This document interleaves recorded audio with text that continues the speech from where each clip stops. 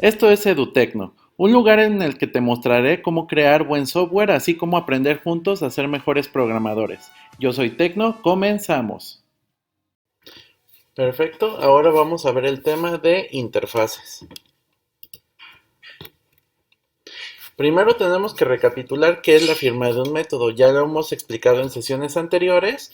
Contamos con tres partes. Número uno es el tipo de retorno, el nombre del método y por último la lista de parámetros. Si recibe strings, si reciben floats, si recibe chars, etcétera.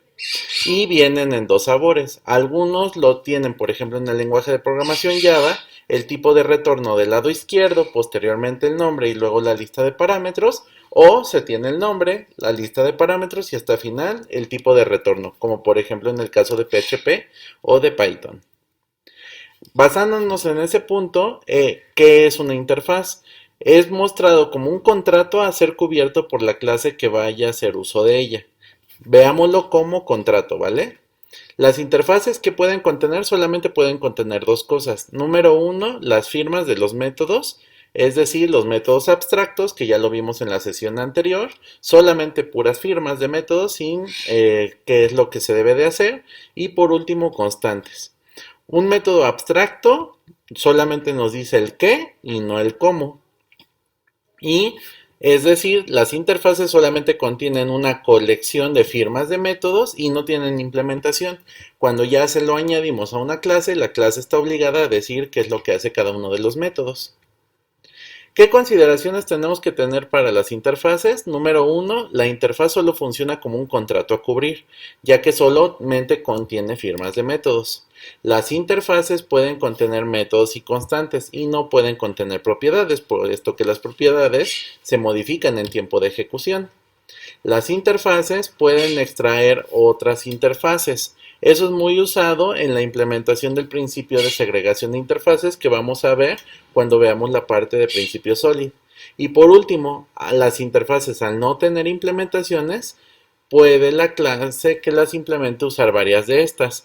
Esto es muy erróneo que se le llame herencia múltiple, puesto que no estamos heredando un comportamiento, simple y sencillamente tenemos varios contratos que tenemos que cubrir. Entonces no es correcto que, por ejemplo, en el lenguaje de programación Java, digan que cuando tenemos nosotros varias interfaces es la simulación de la herencia múltiple. ¿Y cómo es la representación en UML? Primeramente tenemos un cuadro. En ese cuadro tenemos un arquetipo, un estereotipo llamado interface. Ponemos el nombre de la interfaz y posteriormente aquí ponemos en esta sección todas las constantes. Por convención en UML, las constantes las vamos a escribir en mayúsculas su nombre. Entonces, esta es una constante, pi, que es de tipo flotante, y tenemos nuestros métodos. Entonces, al ser una interfaz, se sobreentiende que solamente van a ser las firmas de los métodos. Nuestro método, la lista de parámetros y por último, qué es lo que retorna. Y cuando nosotros hagamos uso de esa interfaz, por ejemplo, esta clase se llama implementation y implementa la interfaz de arriba, lo vamos a hacer con una línea discontinua y con un triángulo que no está relleno, ¿vale? Con eso, no, con eso nosotros estamos diciendo esta clase implementa a esta interfaz. Es por ello que método 1 y método 2 lo tiene esta interfaz y él es el que ya dicta qué es lo que se va a hacer con ella, ¿vale? Entonces es muy sencillo ver la parte de interfaces. Acuérdense que en la parte de herencia es una línea continua y en la parte de interfaces es una línea discontinua. ¿Y cuál es el ejercicio propuesto? Pues imaginemos que tenemos un usuario. Ese usuario tenemos un nombre, last name y edad. Tenemos sus getters y tenemos una interfaz. Esa interfaz se va a llamar user repository. Aquí vamos a tener un método que va a ser un método estático que se va a llamar Store Manager y básicamente lo que va a recibir dos parámetros. Número uno, el usuario que se va a almacenar y número dos, vamos a tener una interfaz, vamos a tener una clase, la clase que sea, que implemente la interfaz User Repository para que nosotros podamos persistir ese usuario. Ahora bien, para persistir, pues tenemos que pensar en un contrato. Para persistir en cualquier lugar, nosotros podemos abrir la conexión, sea cual sea, guardar el usuario y posteriormente cerrar la conexión. Eso lo podemos hacer en un file system, eso lo podemos hacer en un S3 de Amazon, por ejemplo, y eso lo podemos hacer en una base de datos. Entonces, siempre y cuando se cumplan estos contratos, si se dan cuenta, aquí ya estamos separando las responsabilidades de cada una de las clases y este solamente trabaja con la interfaz, que en tiempo de ejecución, como ya les había comentado en sesiones anteriores, es como si fueran una especie de apuntadores. Esta interfaz apunta a un método, el que sea, que se llame open y no retorne nada, sea un store, recibe un user y no entrega nada, y un método close que no recibe nada y no entrega nada.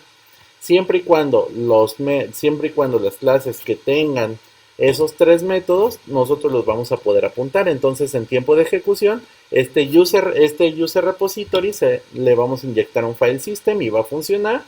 En cierto momento podríamos meterle un S3 y va a funcionar. Y en cierto momento podemos meterle una base de datos y también va a funcionar. Porque los tres van a estar cumpliendo el mismo contrato. Y vamos a ver de qué forma lo vamos a hacer en cada uno de los lenguajes de programación. Hasta luego. Hola, ¿qué tal a todos? Ahora vamos a ver cómo hacer este diagrama en el lenguaje de programación de Python. Primeramente, recapitulando, tenemos una clase llamada user. Esa es nuestra entidad. Vamos a tener un name, un last name y un age. Posteriormente tenemos el constructor y puros getters. No necesitamos en este momento setters. Y vamos a tener una interfaz. En esta interfaz nosotros vamos a definir qué es lo que podemos hacer cuando guardamos un usuario. ¿Qué es lo que hacemos cuando guardamos un usuario? Pues básicamente abrimos ya sea el archivo, la conexión, etcétera. Cerramos la conexión y por último hacemos el store, el guardado del usuario. Es por eso que definimos estos tres métodos, el open, el store, le inyectamos un usuario y por último close.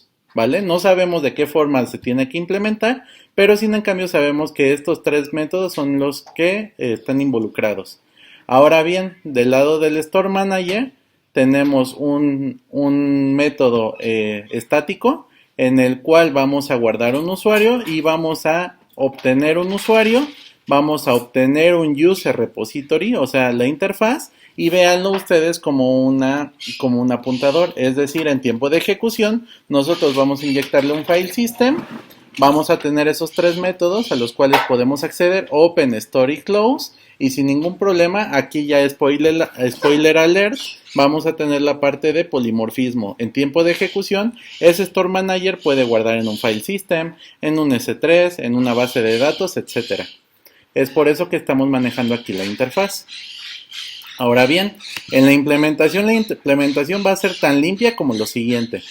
Tenemos un repositorio, tenemos un user, en ese user vamos a crear el objeto, tenemos un S3 repository y vean, mandamos a llamar exactamente al store user, inyectamos el usuario e inyectamos el repositorio en S3.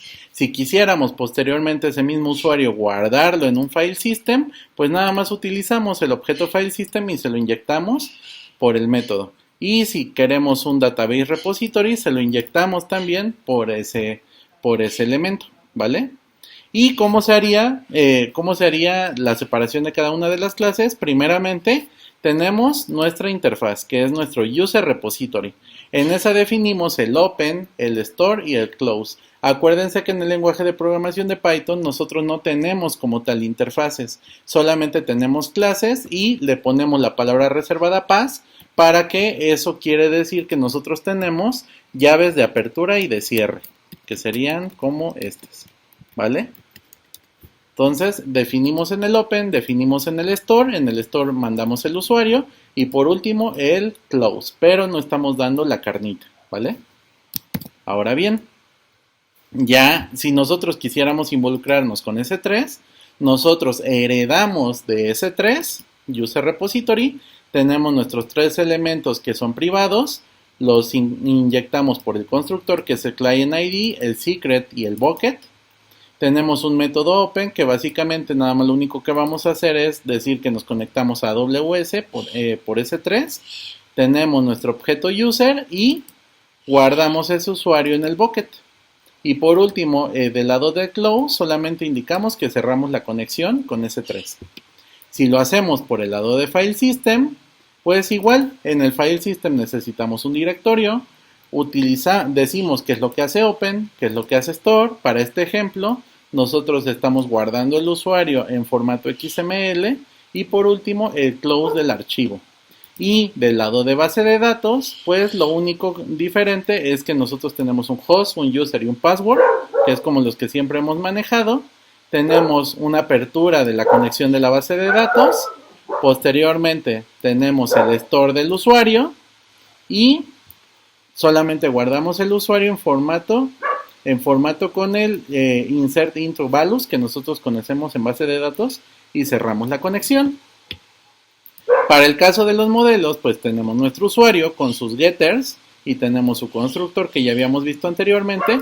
Y para la lógica del negocio tenemos simple y llanamente una clase Store Manager. Esa clase Store Manager tiene un método estático. Acuérdense que lo podemos hacer con las anotaciones, en este caso static method, en el cual vamos a inyectar un user y vamos a inyectar un objeto de tipo user repository, que esta es nuestra interfaz, ¿vale? La que ya nosotros tenemos definida. En esa interfaz, ¿qué es lo que hacemos? Simple y sencillamente decimos, vamos a guardar el usuario, mandamos a llamar el método open de ese user repository, el método store, le inyectamos el usuario y el método close. En tiempo de ejecución, este se va a llenar con un S3, se va a llenar con un file system o se va a llenar con una base de datos, ¿vale? Y de esa forma nosotros podemos hacer código el cual no se afecte por otras instancias o por tener ya soluciones a bajo nivel. Si el día de mañana Store Manager quisiéramos que mandáramos la información por una cola de mensajes, por ejemplo, pues simple y llanamente tenemos que crear una clase llamada MessageQueue que herede de repository, de user repository. Definimos qué hace el open, definimos qué hace el close, definimos qué hace el store y le enviamos al usuario y de esa forma puede servir ese código para cualquier otro, ¿vale? Y por último, la única forma de ver que está funcionando es corriendo en la aplicación y vean, del lado cuando estemos guardando nosotros el primer usuario por S3, vean el comportamiento cambia y dice, ¿sabes qué? Abro la conexión por S3, guardo el usuario en formato JSON y posteriormente cierro la conexión. Cuando nosotros lo hacemos por File System, primero abrimos el archivo, posteriormente guardamos el usuario en formato XML y por último cerramos el archivo. Y el último es por medio de base de datos, abrimos la conexión a la base de datos, guardamos el usuario por medio de un insert intro a una base de datos y cerramos la conexión a la base de datos. Y de esa forma nosotros podemos utilizar interfaces para, primero, tener definida nuestra lógica de negocio y nuestros contratos. Y número 2, para que nuestras implementaciones no estén amarradas a algo en específico. Y eso sería todo del lado del lenguaje de Python. Les recomiendo que vean el video de PHP, el video de Java y recuerden Happy Coding. Hasta luego.